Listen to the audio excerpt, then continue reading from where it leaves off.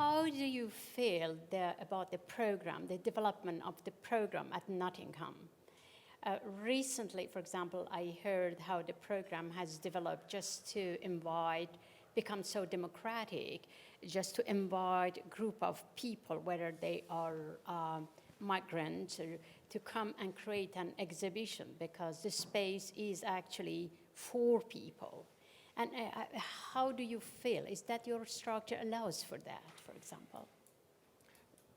That's an artist residency project. So they're not showing for 3 months in the main galleries. But I think there was always this, I think any good institution, especially a provincial one in Britain, has to work internationally to be a good institution, but then has to understand how, in a not patronizing way, they engage with the local. But you have to do that in London. There's a huge imperative in Britain, I think, to do that. I think much more than anywhere else. Much more than anywhere else, yeah. and it was more under Labour where it had a good and a bad side. I think now the government doesn't care about it anymore, and so it's difficult to know really what the agenda is. But I think under Labour, like when Tate Modern opened, there was this balanced imperative, and sometimes institutions got it really wrong and they became patronizing, either in the way they invited community projects to happen, but also in the way they did interpretation, I thought. But sometimes they really got it right, and that was always satisfying. You don't need to worry about that, though. I was going to ask you, because it's similar, how do you care about how many people come and see a show? Absolutely not. Yeah, that's I am a believer. That's the most powerful, you know. Well, you know, I have put this idea of Parasol to exist. For a number of years, I'm able to do it. And the day I cannot do it, because as I say, we have a very small group of people, and I'm involved from everything. Alarm goes off on a Sunday night, or my gallery manager has to come in, he sends me an email. I know everything happening. Well, that's okay, it's part of the deal. But there will be a moment I will not be able to do it. I'm just one human being. And that's perfectly fine. I have been privileged to have this possibility to do it. And then hopefully somebody, if possible at all, get inspired and will do something even better than what I have done. I believe also exhibitions that have least visitor number, very often those exhibitions are the best. Yeah, and the ones that people talk about in the future. Well, hopefully, hopefully, yeah. I think for the sake of the discussion, but not just for the sake of the discussion, I have to disagree with Ziba once more. Oh, pardon. Okay, there we go. For the sake of the discussion, but not just for the sake of the discussion. Don't worry. I have to disagree with Ziba once more. I come from the theater, so we do this all the time. No, I have to disagree because I think what we barely have spoken about, and somebody in the audience said it to me, is that it's not so much about numbers, but the role of audiences is incredibly important. I cannot imagine a work of art without having in mind a viewer, okay? I'm not talking about many viewers, but a viewer at least. And that relationship is incredibly important. And what Adam, I think, has been trying to say and showing Nottingham and other is always this rapport, this tension. It doesn't have to be harmony, but this tension between the work of art and the viewer. And that seems to me incredibly important. I mean, so when you say not at all, I don't believe you. Because it does matter. And it does matter equally in private museums as in public museums. So when Adam was saying that one of the issues right now in Tate Modern is the numbers, I would absolutely agree, because we didn't address this. But one of the crucial mistakes we are making right now, both in terms of private and public museums, is that we make museums way too big. Way too big. I'm not saying that bigness is not sexy anymore. It's definitely not cool, okay? It's not cool because we have to cool down these institutions in order to warm them up again. And I think every expansion, for a public museum at least, is the last recourse after the board of trustees and the directors have investigated every single option. They can decide to expand the museum. And we know that why we spent so much time to expand the museum, because we like to attract new money. Capital money. Yeah. Capital money. That's the reason why we do it. We hope, because collectors, there are so many private collectors who want to do their own thing. And I mean, we have been speaking at Tate Modern to so many collectors saying, no, we don't like to give money for art. But if you want to make a new building, we will give you money. And it's really scary. It's really scary. So I'm very happy now to hear, and I think Beatrix Roof and Luma and Maya Hoffman, they did a fantastic book, was about how to make museums smaller, which is a fantastic book. And I think it's something we have to learn. So when I'm teaching once in a while architecture, I always say, you know, we have to learn now to make our museums smaller. And also in the book I published about Tate Modern with Jacques Herzog and Beatrice Colomina, we are talking about this. A second danger of Tate Modern is not just that it's too big, but because of the bigness, there is not enough funding into place. So already you see a shift to making the galleries different, and of course Tate Modern has a big problem, which is the elevators. I mean, elevators, I call them Schindler's List. I mean, elevators are really an issue for public museums, and it's not a taboo, you're not supposed to talk about it, but the Schindler's listing is really crucial right now in museums. And so the one architects who come up with this idea of elevators in a new way, I give them a big prize, the Pritzker Prize for elevators. I mean, but it's really these silly little things which do matter, okay? So that's what I wanted to say, Ziba. Chris, I Yes. would like to ask you a question. Yes. Tell me 5 extensions of any museum in the world that has been truly successful and that has not cost the job of each director. The extension of Tate Modern didn't cost the head of Nick Serota and my head or Vincente Todoli. I'm not talking about Tate. I say five museums in the Okay. world. Which didn't cost the head of the new director. I love that. I'm Now not- he's I'm- thinking. I really don't. But you I know, the wouldn't know. reality is Yeah. we need to build, even at Tate, you need to build a wonderful collection instead of just becoming bigger and bigger.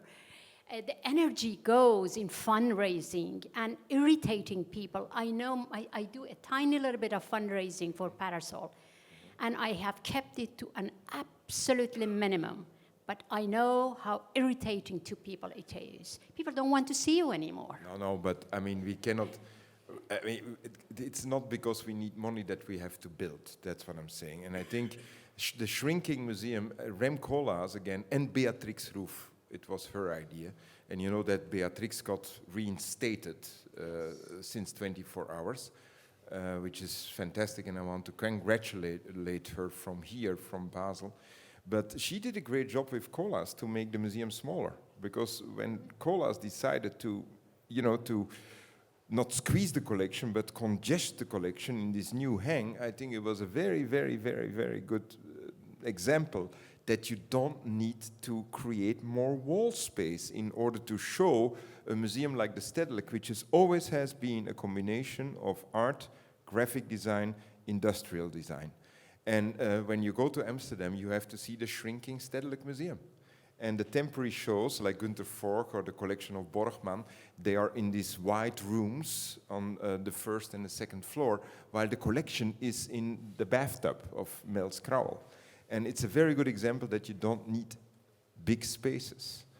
And that's what I like about some private museums, that you don't need this expanded kind of thing. You're saying it in too rhetorical a way, huh? Because I agree with you that many museum editions are vanity projects in a way, and it's a way of getting capital money, that's for sure. But it also goes with, there's a mania, and I know in London, for instance, of blockbuster exhibitions, because it's free to go to museums, but then to see Monet in whatever, it's £22, and that's how you're making up the budget 20% of your budget for next year. And it's a kind of completely devilish kind of arrangement. And then you bring all of these people in, and you need space even before you get to the temporary exhibition suite, just to hold these people, even with your time tickets. And I totally agree that there's many building projects have been done when what you could have done is look at what's there, use it more efficiently, deploy the collection in a way that the people who are there, just as not that interested tourists, can have a certain experience, but people who want to spend time with the collection can also have that experience. And we know that there's some museums that work much better in that way, and there's others which really work badly. And then there's shockers, like I was at the Met for the first time in years last year, and so much, I mean, the back is empty, and I know that there's plans for another project, and I know they're difficult spaces to use, but they're empty. And then on the way to the back, half of the galleries are not that well done. And then there's the core of the galleries, which clearly, and it was quite shocking to be in New York at the Met and to see, because it felt like the V&A used to look 25 years ago when it was dusty and nobody had looked at it in 25 years. So that was quite shocking. And that's clearly not using one's estate in an efficient way. And it's also, it's not being responsible. And I know they have lots of problems, and it's a kind of an expression of those problems. But they opened the Met Breuer in the same period. And that looked fine, But so how is one making those decisions? And I guess in the end, what I really agree with is that the experience that one gets of going, whether it's a private or public museum or a commercial gallery even, all of those things can feel amazing, and you can have a powerful experience of a show, or they can be crass and annoying. And it's all to do with, in the end, the people running it, and the vision, and where their priorities are, and also how their business plan is working. All of those things are affecting the conditions in which we can see a show. But I think the role and the notion of the audience is absolutely crucial, and that's the reason why I brought up at the end this idea of creating a space, a new space maybe, for rituals. And I'm really happy to see that some people are trying, especially in the countryside. There is somebody here in the audience who is the founder, and he's representing the Collegium in Spain, which is created with Tatiana Bilbao, who is a fantastic Mexican architect. And it's really fantastic to see what's going on there. That I think is a very good example of creating a new space for rituals. But there is also la Fundación Sorrigue in Lérida, which is an old industrial complex where there has been a remake of Juan Muñoz, organized by the estate of Cristina Iglesias, and Juan Muñoz, and there is a work of William Kentridge. It's an industrial complex, and it's a combination of different rituals. It's industrial, yes. It is eco-tourism. It's a biological project. So there are many new examples of creating these new spaces for rituals where art and art discourse and the art experience is a very important experience of it. And why is it an important experience? And that's the reason why I like to go back to museums. Adam is saying it's about this engagement. How do we engage? And I believe that the most successful museums create a kind of strangeness, because art is very strange. Art is not something which is comforting you. It's not a big piece of consolation. It creates a form of strangeness. And that's the reason why I'm not afraid of strange buildings. And we avoided this morning, I think, or this afternoon, the word strangeness. And this strange corpse, un corps étrange. And I think that's very important also for these future forms of engagement. I want to make sure there's room for at least one or two questions from the audience, and I'm aware that we're running low on time before we move on to celebrate briefly this wonderful book by Christina Beckler and Dora Imhoff. I will pass the microphone to one person who I spoke with over the break who had a very interesting point or question. Thank you. Thank you again for the discussions we've had. I was just thinking about another private museum I went to recently in Tasmania, Mona, which is David Walsh's private space. And it's not actually, it's a great example of not sameness. You definitely understand the collector has a passionate engagement in what he's showing. His taste is not my taste, but it's definitely his institution. But it made me think again about the fundamentals of the difference between the private and the public institution, and how a private institution can be run by a personal mission, passion, whatever that may be. Some are more interested, more engaging, whatever, but it's a personal project, compared to the public, which has a remit to a public. That might be a national public, a regional public, but it's quite a clear relationship and almost contract. And as the private sector grows and takes up more space in the museum landscape, there's a possibility of gaps emerging in that landscape. And the public remains, even if the contract is not so clear, the same public is still there. So how do you avoid those gaps, or maybe how do you avoid the gaps in the arts landscape, or what would be the ideal relationship between the public and the private institution?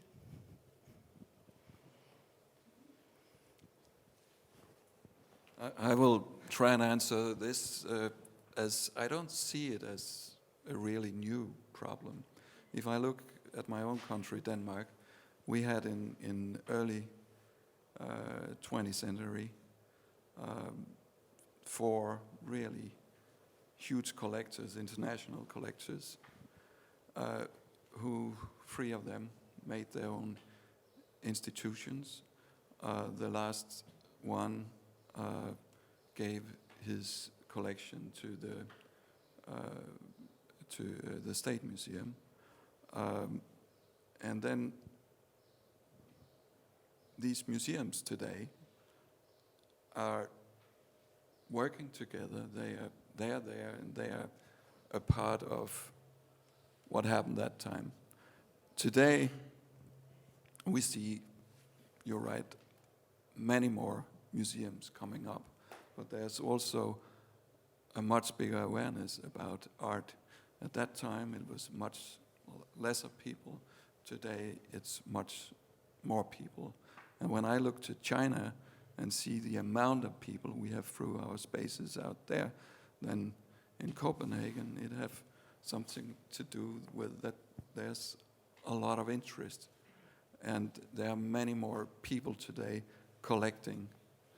And I don't see it being different, except that there's a much bigger interest. And when collector dies, a lot of the collections go into the state museums, and I don't think it's different. And I do agree that there will be a lot of ruins, and that's. Yeah, I agree. Adam loves ruins. I mean, yeah. prospective ruins. No, I do agree with you, and I enjoyed very much what you were saying. So there is but a I new- don't think it's new. It's just, which is nice that there's a lot more people today who's interested in art. So I think we can create a new enterprise here with some of you. That's how to take care of these prospective ruins. There's money to make there again. We can make a museum of all the ruins and build a new one, yes. Yeah. The Ruins Agency Partnership. Yeah, we already have a kind of a museum of the senile museum in Venice. No, the Giardini with all the little museum dwarfs in a way is already this ruinous theme park, and it's also a ritual. No, it's all every 2 years we come together. Every year now in Basel, so this ritual is kind of almost bypassing the Venice ritual. And the conference on the future of the museums happens within this ritualistic space, and it doesn't happen in a private museum like the Hans Erni Museum in Luzern, to give an example of a museum which already now is in ruin. Yeah. Yeah. So if the ritual perspective, if you're right, then this is a big challenge to anything but convention centers, no? I have been thinking, well, without artists, museum will not exist. And I would love to start a conversation about, I don't know whether we have time at all, in a way, the role of contemporary artists. It seems increasingly contemporary artists have become the healer of the world. Whatever we need, we ask a contemporary artist. All the traditional museums have to change their policy of exhibition, for example, always asking a contemporary artist in the past few years to make an intervention. And I remember when in the 80s I started working at the Whitney. Whitney was pretty empty compared to the lines in front of the Metropolitan Museum, for example, and sometimes even the MoMA. And we were always looking, oh, we are always empty, you know, your question, my dear Kurs, that in a way we didn't have that much of audience, while museums, traditional museums, have incredible amount of audience. And in a way, we need to raise funds. Whatever company, enterprise we are, we ask artists for work of art, we make an auction. The role of contemporary artists, living artists, as people who are healing, in a way, whatever disease we have, it has become.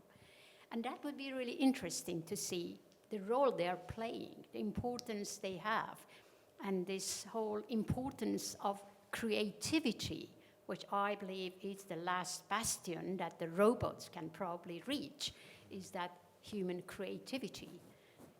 And that might need some conversations, some topics about discussing it. I think it's difficult for those of us who are sort of occupy or inhabit the realm of contemporary art. Sometimes I feel like it's difficult to have a sense of perspective, because it seems to me too that there's like a sort of, a few people have spoken just in the last couple comments about kind of a much vaster interest in art itself, and maybe specifically contemporary art, a kind of emergence of contemporary art into more of a limelight than it was 20, 30, 40 years ago. At the same time, someone earlier today talked about, I think it might have been you, Adam, in a comment about how we're actually this teeny minority, and sometimes this problem of distortion might occur, that we have more of a sense of being in the center of things than we really are. But in any case, yeah, I don't know if it's the role of the artist as healer necessarily, but I think this broader set of questions about the kind of different position that the contemporary artist has relative to the art world, the different kind of, in terms of power relations as well, the kind of, incredibly kind of important role of curators today relative to 10 or 20 years ago in terms of the power that they sort of hold within the art world, as well as maybe the private collector having a different level of power now than 20 or 30 years ago. These are kind of much larger conversations. But I think we need to transition now. We've heard some over the last couple of hours about the private museum of the past, and Ziba, you made this excellent kind of point of it being a very long-standing type of institution, not a new formation whatsoever, but thousands of years old. Most of our time was spent on the private museum of the present, the contemporary, and now we move into the private museum of the future book, which we'll hear more about now. Before I hand it over to Dor Imhoff, one of the co-editors, along with Christine Bechtler, I just want to again thank all of the speakers and also all of you for spending a significant part of the day on a beautiful sunny day at Art Basel with us. So thank you.